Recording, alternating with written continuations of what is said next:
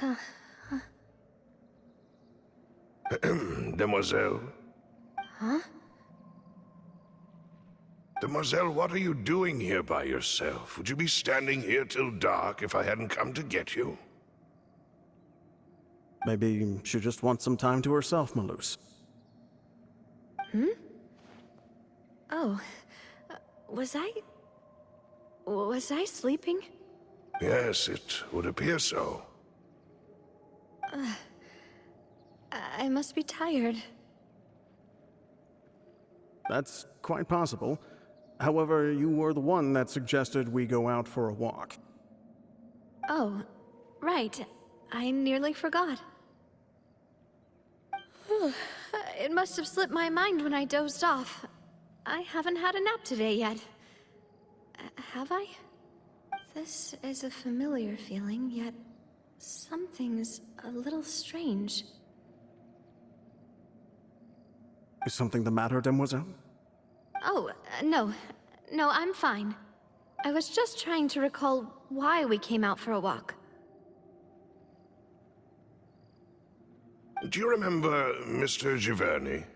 He'd requested our help before with foreign merchants who had a debt dispute with him, and we'd resolved the matter not long ago. We were headed to see how things were going with him at the moment. Ah, right. Yes. I remember now. Oh, Miss Navia. Ah, Mr. Malus, and Mr. Silver, too. It's good to see all of you. How have you been? I've been great. Thanks to your help, those bothersome merchants finally realized that I wasn't the one they were looking for. Why, I wasn't even the guarantor for that person. They were knocking at my door day and night. Even my neighbor, Obina, was getting fed up with them. Sometimes force is required to calm someone down and get them to listen to what you have to say. That's right. Oh, by the way, Burnett, what was it that you wanted to give to Miss Navia again? Oh, yes. One moment, I have it right here. Miss Navia, these are some flower seeds that I prepared. Please take them. They're a very good variety, and they'll become very big and beautiful once they bloom. I don't know what we would have done without your help, so this is a little token of our appreciation. I hope you won't refuse.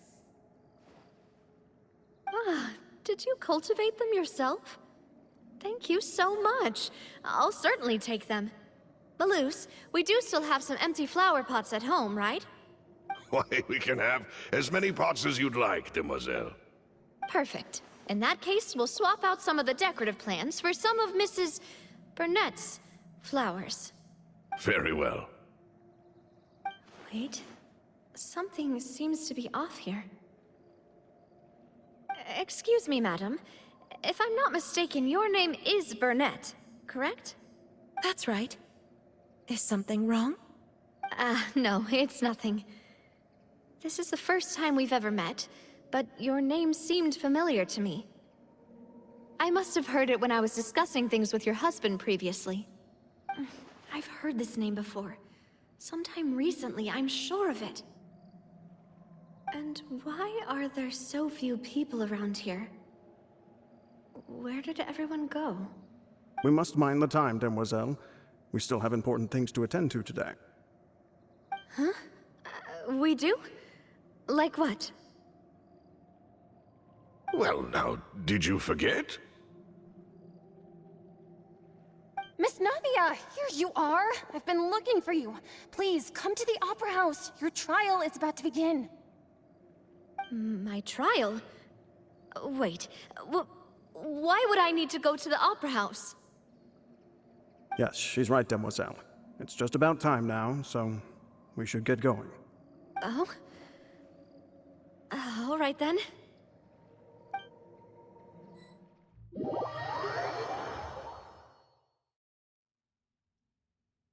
Look, it's Navia! She's here! And her two attendants are with her. Goodness, everyone's finally here. There sure are a lot of people here to see the trial. And they all seem to be oddly excited about something. I even know some of these people. Karina, Desiree, Joyville, Jolien, Essen. Why are so many people here? And why do I have no recollection of this case? And as for the judge... huh?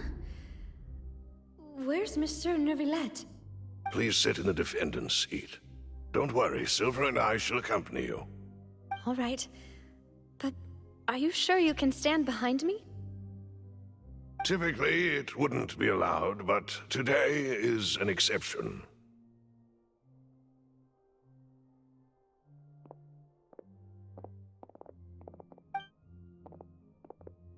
Hey, what kind of place do they think this is? Come on. Do they have any idea what they're doing? Seriously. Enough with the whispering! Could someone please tell me where Monsieur Neuvillette is? And why I'm standing trial? My dear Miss Navia, have you not yet realized what you've done? In that case, allow me to explain. As all here know, you are Master Callus's successor, the head of the Spina di Rosula, someone held in high regard by every soul in Poisson. After you took over the Spina, you treated all of us just like the late Master Callus had. If anyone in need reached out to you for help, you responded. Not only you, but your butler, your subordinates, nearly everyone in the Spina di Rosula fought for the well-being of those in Poisson. Wait a moment. Aren't you just proving that I'm a good person? Yes, correct. Absolutely right. And that is why you stand accused. You have helped so many people get through so many difficulties. You are one with us. We are inseparable. We are one big family, all of us who are from Poisson, inextricably linked. And with you being so important, we couldn't possibly do without you. Therefore, this fair and honorable court shall declare you guilty, and you shall stay here. You will be together with us forever. Huh? What are you saying? Everything you have said is correct. I have indeed done a lot for my hometown, and I would be willing to be with you all, but what is the purpose of having me stand here like this? What is there to discuss? Ah, well, if that's what you think, then I have no further comments. How wonderful, Miss Navia!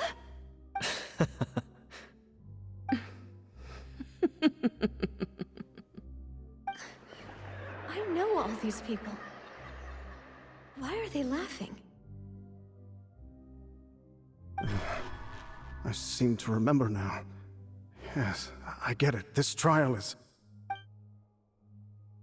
Wait just a moment. This isn't right! Melus? What was that, Mr. Malus? Our conclusion is very clear and unanimous. Let the court judge her now. She's guilty! Stay here, Navia! You're one of us! Demoiselle, don't admit guilt. This trial means to keep you here forever. I wish to exercise my right to defend Our Lady. Mr. Joinville, you only know of Navia's goodness, but nothing of her utterly independent mind. She was born a free and independent spirit. She has never been tied down by anything. Indeed, even the death of Master Callus couldn't stop her. Her actions cannot serve as proof that she identifies herself as part of any group. She merely acted as an individual, extending her hand to help others. Please do not mistake her actions as being otherwise. Really? As an individual, you say? Don't forget, we are all Fontainians here. This is the nation of justice, the nation of Hydro. Even if Miss Navia only voluntarily rendered her assistance, that doesn't change the fact that her beautiful soul must return to everyone. Water accepts all, blends with all. It will surely accept her kindness. Everything is measured here in the nation of Hydro, and in the end, everyone shall meld together. Thus, when a unanimous opinion emerges, that opinion represents justice. Now I speak for everyone. Our opinion is consistent. Navia should stay. We and Navia are one. And you would call this justice? Preposterous. You are merely jealous that Demoiselle still has a chance to exist as an individual. Have you forgotten how much you all once longed to become individuals, to become independent? Do you mean to defy our justice? If your justice is flawed, then why should we acknowledge it? As you said, we can also have our own justice. Silver and I shall defend Demoiselle. And that is how we will enforce justice. Ugh, my head... it hurts. Demoiselle! Silver, it hurts. My head is spinning. All I can see is stars swirling in front of me. I remember now. Everything that seemed odd from the very beginning.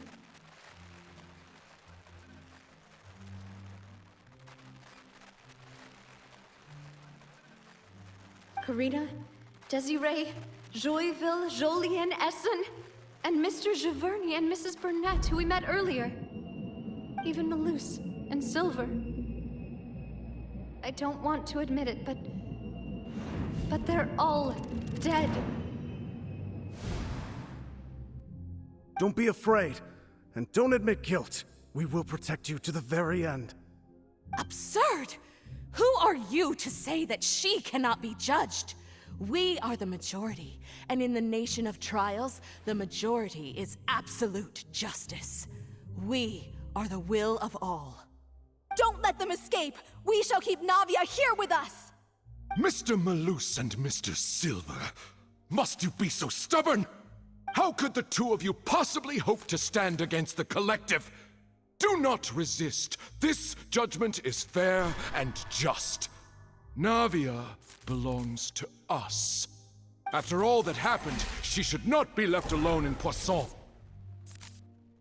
What are you saying? No more excuses! She says we're jealous. Jealous? How could she possibly be an independent individual? What's with these people? Who's jealous of her? She belongs to us! Miss Navia, she... Silence! That's...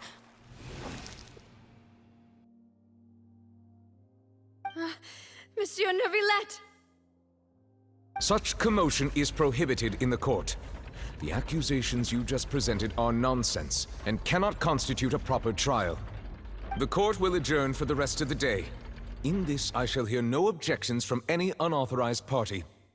Our thanks, Monsieur Neuvillette. Please leave with me, Miss Navia, while there is still time. But...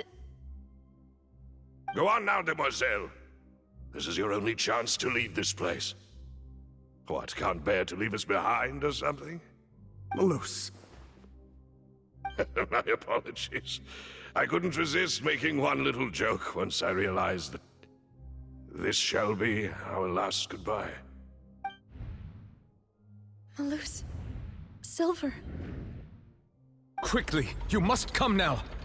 Goodbye, Demoiselle. Farewell. No, wait! Just a second! Navia? You're awake. Good.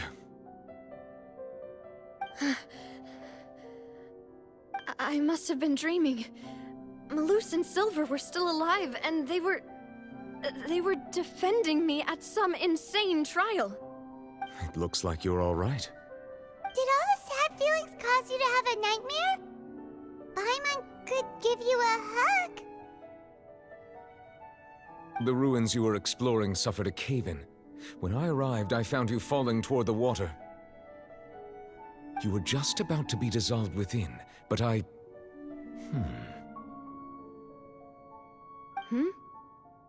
What is it? I think I saw 2 Oceanids protecting you. It was only for a moment, perhaps even a fraction of a second, but they gave me the chance to retrieve you. Were it not for their intervention, I would not have been able to rescue you before your consciousness dissipated. Wait, did you say Oceanids? You mean like what happened with Vache? Perhaps those 2 Oceanids were the people you saw in your dream. I always told them that they didn't have to protect me. To think that they'd keep doing so even after death.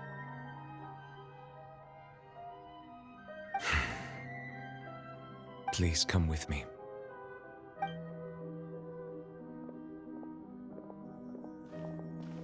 Neverlet, are you okay? Oh, I am quite all right. Perhaps there's something we could chat about? Why do you look so stiff all of a sudden? Oh, Paimon knows.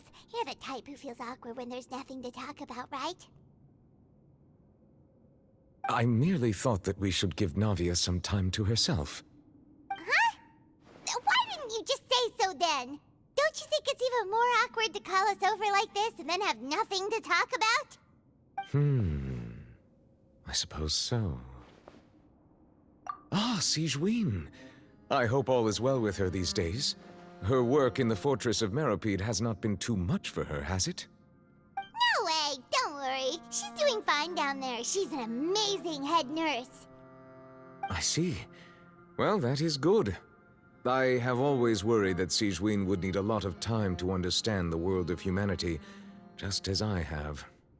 Oh, and the Duke also says hi. Even though Sigewinne made him do that. He hopes that you haven't been overwhelmed by all that's happened lately. Thank you. I have indeed been busy lately, and I also hope that everything is going well in the Fortress of Meropide. He still doesn't know what to talk about. Let's chat about something else then.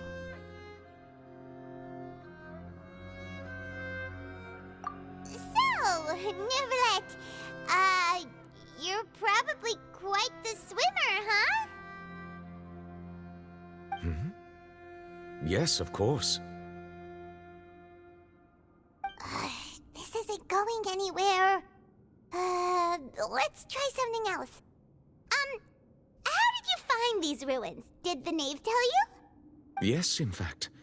I had arranged to meet you in Poisson, but when I arrived, I discovered that the Fatui were helping the residents evacuate. They had even transported a large quantity of supplies to the area. Amid my astonishment, I ran into the knave, and we had a chat. She informed me that she had asked you to investigate the ancient ruins here. Yeah, we originally planned to meet up with you, but we thought you might still be busy with all those official documents. We didn't think exploring the ruins would take very long, and who would have thought you'd wrap things up so quickly?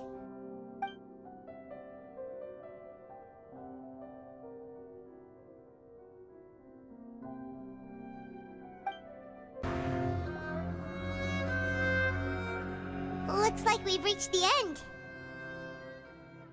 This is the place. There should not be any other hidden spaces in the vicinity.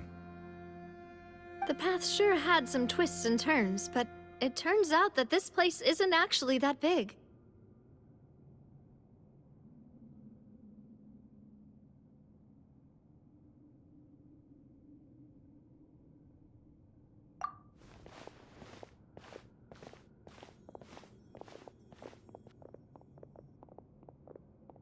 Stone slates? It seems like they were put here as an offering. Could we take them down and have a look? Perhaps we should just leave them be for now.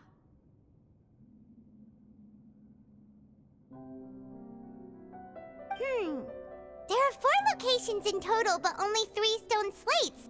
The slate that should be in the first empty spot is missing. The surrounding walls also show signs of damage. There's something written below. Let Paimon see. Reason dictates that this nation be destroyed. I shall record the history of its future here in its past. Say what? It feels like someone left these slates and these words here for a purpose. But does he mean that Fontaine should be destroyed? That would fit the circumstances dictated by the prophecy, yes. Indeed, the slate's contents correspond to it. Take the second slate, for example. There's a person kneeling here. She seems so dedicated. And there's a whole bunch of other people behind her doing the same. She's facing this...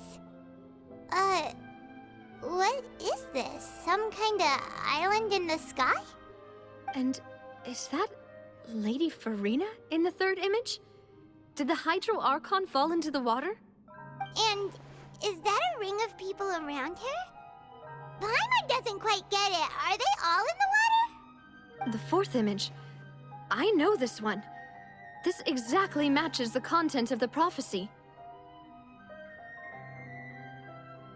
The people will all be dissolved into the waters, and only the Hydro Archon will remain, weeping on her throne.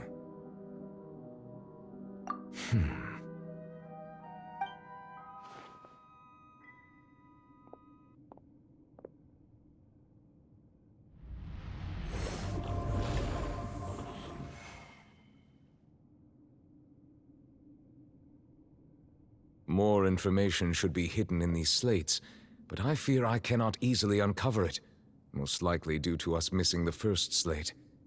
I am very sorry. Don't blame yourself, Monsieur Neuvillette. Deciphering ancient stone slates isn't one of your duties.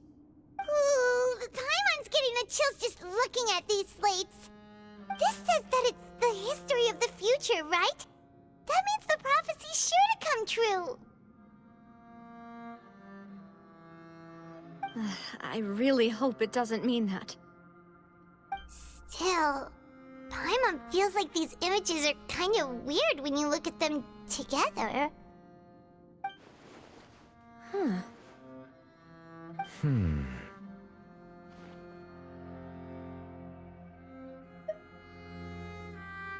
That's right! If the images are in chronological order, shouldn't the fourth, the waters drowning Fontaine, come before the third, where the Hydro Archon herself falls into the water? And yet the order is reversed here.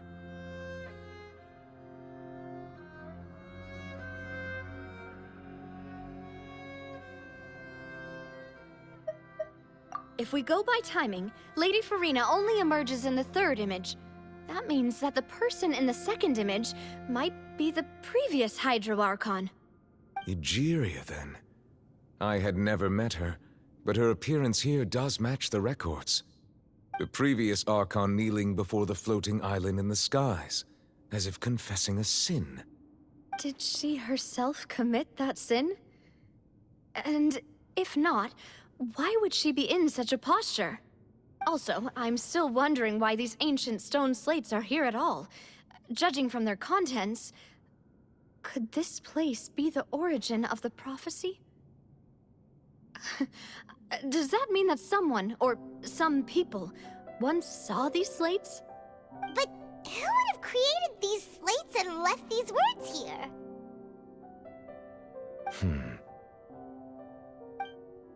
It seems that any further clues will have to come from Farina. In that case, there's no time to lose.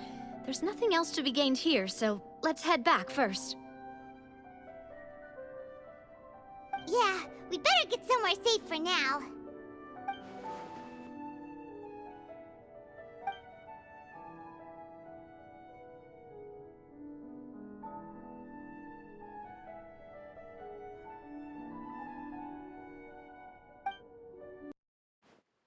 Let's split up here.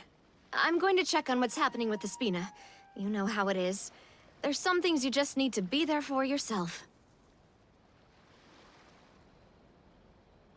You still have energy for that, Navia? Paimon's already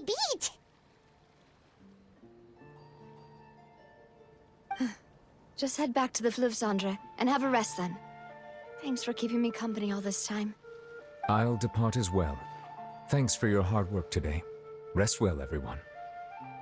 Traveler, I will go talk to Farina tomorrow morning to ask about the stone slates. I'm sure that you're concerned about this matter as well. If you have time, drop by my office. I will share the results of our discussion with you. Are you really gonna talk to her about this directly? Will that be a problem? Paimon's getting a little scared now that it's come to this. She has long been harboring secrets and will not give them up easily, which makes it all the more my duty to ensure that she understands the present situation. Alright, we'll leave it in your hands then. You're probably the best person to talk to her anyway. I will be carefully considering my words tonight. Traveler, Paimon, our safe house at the Fleuve Cendre is always open to you, as ever. So please don't think you're an imposition. All right. I'll be on my way then.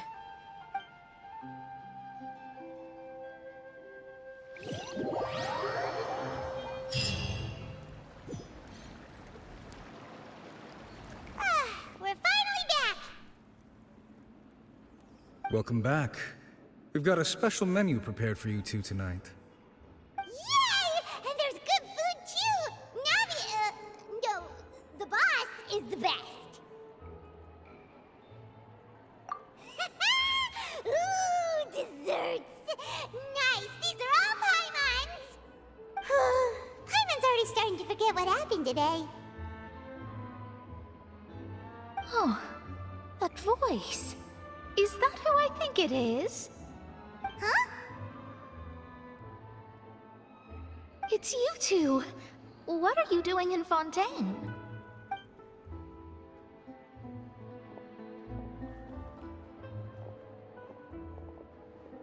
Mona?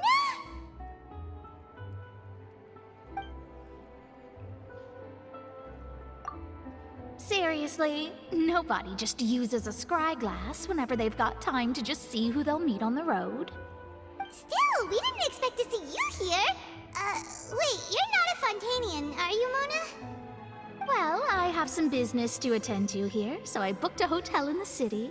I was just out for a stroll when I bumped into you. Quite unexpectedly, if I might add. Why did you think I was from Fontaine, though? Is that because Magistus doesn't sound much like a Mondstadter surname? Yeah, let's go with that. Well, I used to have my own surname, which was, well, some other thing.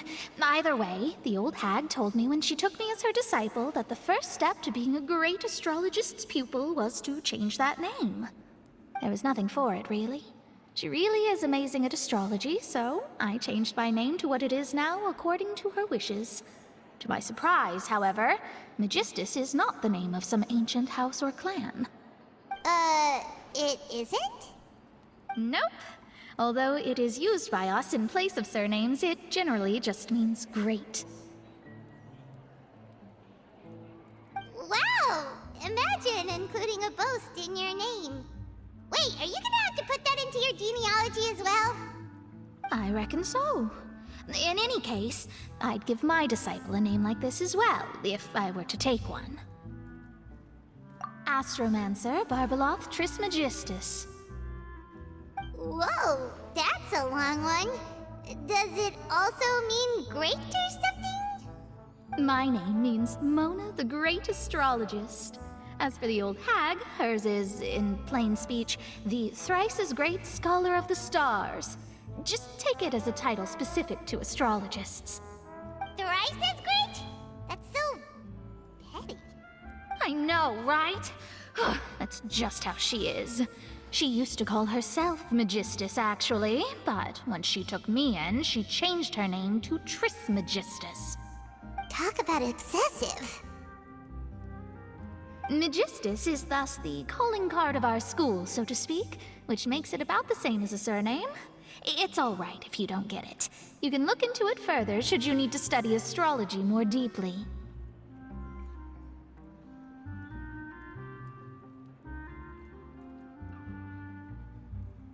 That sounds terrible! But anyway, you're not Fontainian, are you, Mona? You're from Mondstadt, right? Well, I was born in Mondstadt, yes. My parents migrated to Dorman Port, and I traveled with the old hag for a while, after which I settled down in Mondstadt City. Oh, that's a good thing then. At least we know you won't be dissolved by Fontaine's waters. Speaking of that, I'm sure you're aware that a bunch of things have happened here in Fontaine, right? I know you're not a local, but I'd avoid getting too close to any water that looks strange all the same. There's something ominous about it. Well, the water, I mean. That was the main reason, yes. Just a while back, the Steambird invited me to take part in a panel and speak about the circulation of the prophecy as an astrologist. The invitation was sent quite early on. I don't think anyone expected Fontaine to be in this much trouble. What do you make of that prophecy, Mona? Just tell us what you think as an astrologist. Your word would go a long way to make things more certain and less scary. What I can tell you is that I'm an astrologist, and that this prophecy concerns the fate of Fontaine, even that of Altivat. Ascertaining this is akin to reading the fortune of the whole world. I'm afraid that this is not something that just anyone can do. If I could do it, you would no longer call me an astrologist, but a visionary. But on the flip side, the prophecy is so huge and powerful that it must surely come from a powerful visionary. Its contents involve the fate of the world. Disregarding it would be a mistake. A visionary? Sounds really powerful and all, but does such a person really exist? Of course. The old hag could do it, and I'd bet there are others amongst those Hexenzirkel colleagues of hers who could do something similar.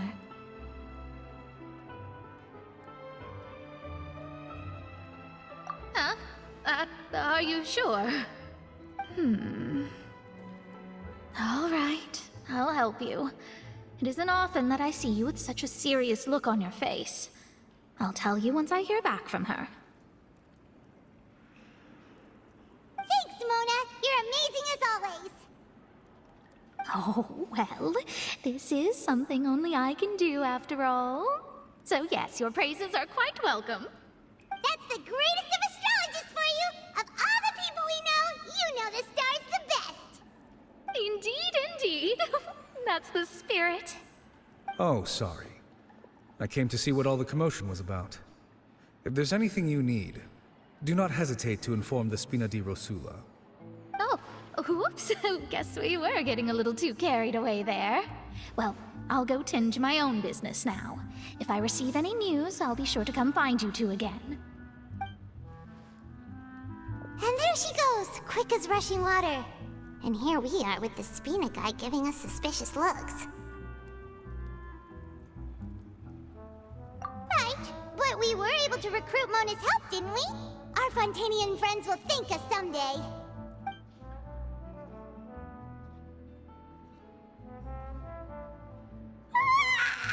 Good morning. To be honest, Paimon's still feeling kind of sleepy. But it's time to get up, Traveler. We agreed to go see Neuvillette, so let's pack it up and get going.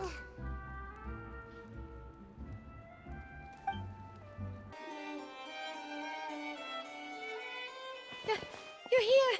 Finally!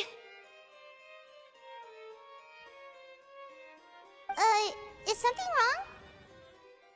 Monsieur Neuvillette and Lady Farina, they seem to have gotten into a dispute. Please go see for yourself.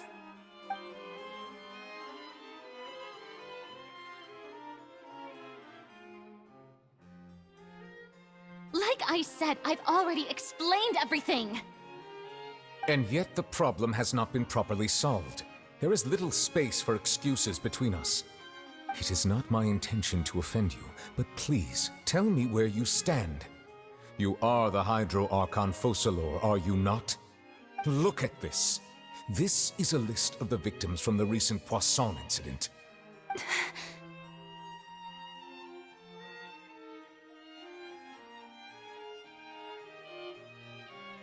You mean...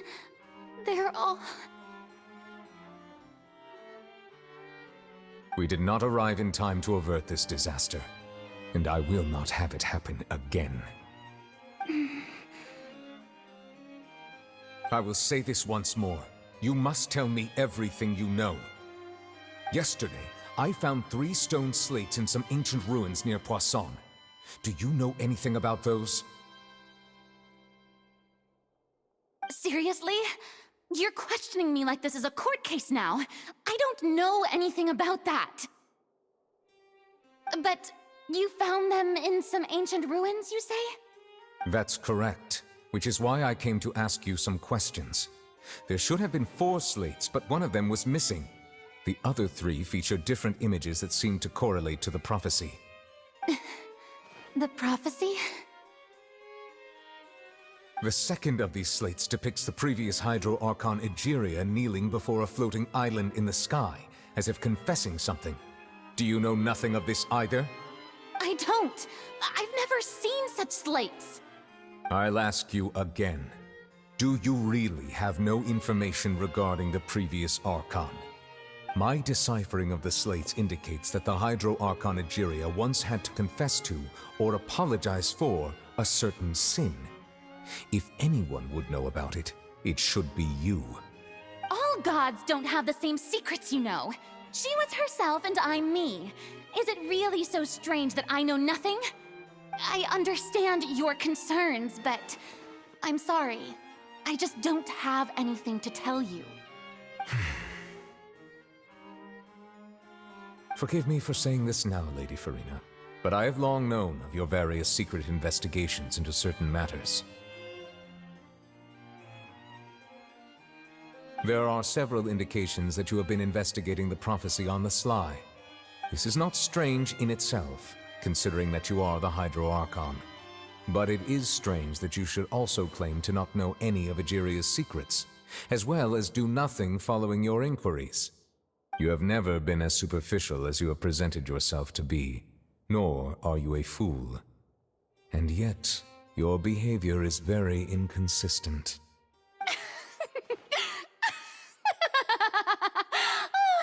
So you've been watching me all this time, have you? I didn't think you were that type. You... Well, since you know about my secret investigations, then you should know I'm actually working to take care of it. There's no point questioning or suspecting me. You're the Eudix, but you're still my subordinate.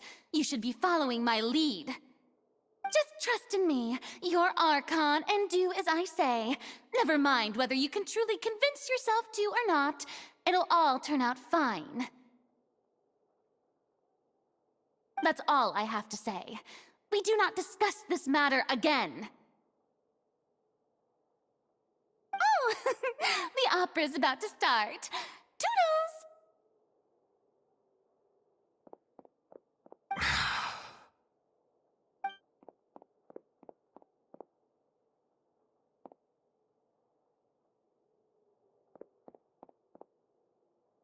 Did Farina not notice us standing by the door? Wonder what's up with her. She was smiling. Huh. She didn't seem in the mood to care if we were listening in or not.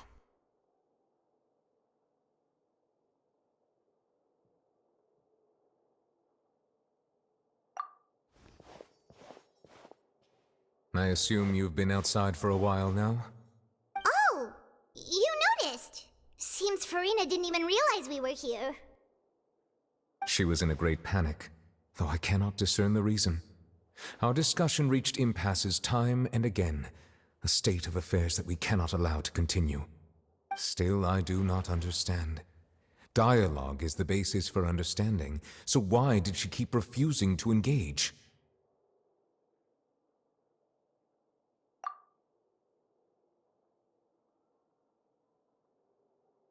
Everyone in her inner circle has noticed that she is hiding some secret. The issue is her attitude. I fear that she will not reveal anything unless absolutely forced to. We may have to create a situation in which she will have no choice but to speak. Oh? Like what? Normally, people will only reveal the truth when standing trial. Perhaps we must have the Hydro Archon experience just such a scenario. But Farina's seen so many trials, and she's really good at dodging questions. How do we make sure that she won't just slip away at the first chance she gets. We will need to consider this thoroughly, join forces with various parties, and then do what we can. If at all possible, I would prefer to recuse myself from this affair, but we must prevent the prophecy from coming to pass. This may be cruel to her, but all Fontaine is in crisis. The information a god possesses is too precious, and so we must take a chance on this. But who will lend us their aid to do such a thing?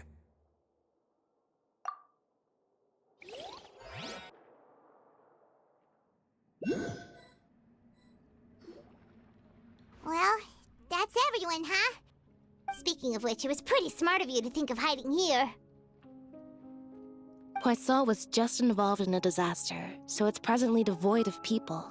That naturally makes it the best choice. And here you are drinking tea like it's the most natural thing in the world, huh? That's what families should do. Sit and enjoy a leisurely time together. It's nice to enjoy tea here, you know? Care for a cup? Lend me your ears, everyone. Or perhaps one of you might like to start us off. How about you, friend? Me? No, I don't think I can. Then, how about you, good sir? I fear that I will cause the mood on this boat to become as somber as it is in court. Well then, I guess we're lucky we've got a local like me to organize things. Wonderful, the spotlight at last. I guess I'll be facilitating things from here. That was a little long-winded, don't you think? Oh, you might be right. Anyway, to cut to the chase, our friend here, the Traveler, has brought us together to discuss something. As for what that is, well, let's start by saying that we'll be pooling our efforts together to create a series of traps. Oh, how intriguing. Well, it's just an expression, really. One that I just learned from Chlorand, and used on the spot. So, let's invite her to explain in detail. A round of applause, please.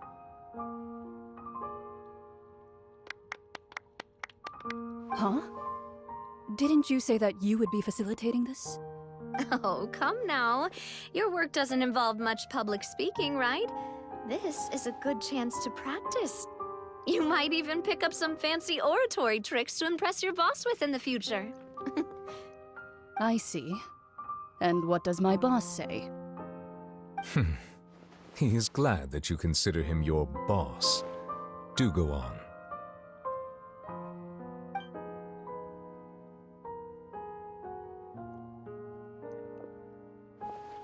In that case, do any of you have experience hunting? Not that I recall. Fremine and I once used a wooden stick in a basket to catch wild rabbits when we were younger. As for Lynette, oh, right. You were sick that day, weren't you? I've also gone diving to catch some fish before. Does that count? I'm afraid not. You may or may not have heard, but Fontaine once played host to a group known as the Marechaussee Hunters. Though that was their name, they did not hunt animals, but rather various monsters left behind by the ancient dynasty of King Remus. Today, Fontaine's monster population has already thinned greatly, so the hunters have blended back into society, taking up arms in other lines of work. They even left a unique methodology of hunting in their wake. A trap comprises of the following components: bait, a trigger, and a containment device. Sometimes a lethal implement will also be necessary to deal with the prey. So, if we were to build a trap together, right now, what would you choose to build it with? For me, I would prefer something basket-shaped. Pigeons and rabbits will see the bait and naturally enter the snare. Our line of work requires a deft hand, and we're some of the best in the industry, so you can count on our techniques. You used some of those techniques while moving the people of Poisson, didn't you? My subordinates mentioned that you even performed some magic for the bawling children. Yes, and I even managed to gather some intelligence in the meantime. I'm quite the multitasker if I do say so myself. I'm afraid I can't claim that as my strong suit. I prefer more stable methods, like placing bait in the water and waiting for the fish to come within reach. That's the kind of method I would count on. Calm and steady. Exactly the kind of person who would catch loads of fish. And I can be their assistant. With discretion, I'm sure. I'd probably use some sort of mechanical animal. Papa once bought me some small clockwork squirrels, mice, and such. When placed in the forest, they can attract others of their kind. I remember that you liked those too, didn't you? I did. And that would be a good way to go about it. If they're realistic enough, animals of the same kind will follow them all the way to the trap. What about you, Monsieur Neuvillette? I fear I do not have any related experience. That makes sense. You usually solve problems directly, without the use of any such tricks. But I do have one more question for you, Monsieur. If we were to create a trap now, how would you design it? I would like for it to be effective, but bring no harm to the prey. A more gentle trap would be ideal. Kind, as always. However, our intention doesn't necessarily change the containment device and the type of implement we need. If we wanted to kill the prey in one strike, we would need a powerful implement. However, that also goes for prey that must be captured and safely contained. Wait, why's that? Only a hunter who's a true expert at subduing their prey can snare it without harming it. The line that divides life and death is often exceedingly thin. So are we going hunting together? We hadn't thought of seeing ourselves as hunters. It kinda works, but maybe it's still not the best metaphor. If our means of capturing and dealing with our prey is to put them on trial, then the hunting metaphor is actually quite accurate. But we shall require much more courage than any hunter to judge a god, a being whose seat is an exalted throne.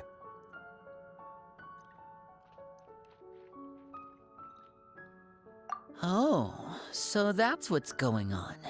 Sounds very interesting.